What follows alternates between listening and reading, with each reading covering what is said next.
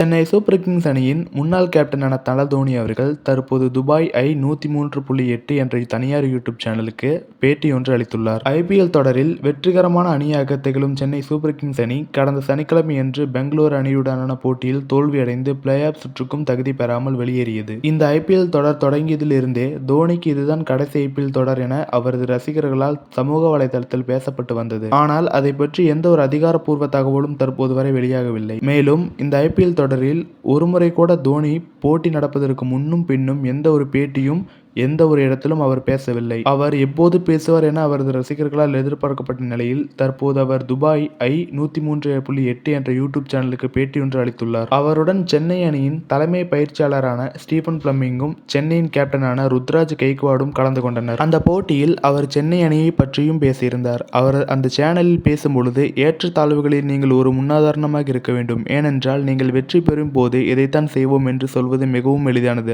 ஆனால் கடினமான நேரங்களிலும் நீங்கள் அப்படியே இருந்தால் அந்த நேரத்தில் நீங்கள் தான் மரியாதை பெறுவீர்கள். மேலும் சென்னை அணியுடனான எனது இணைப்பு என்பது வெறும் 1 மாதம் 2 மாதம் விளையாடிவிட்டு வீடு திரும்புவதல்ல.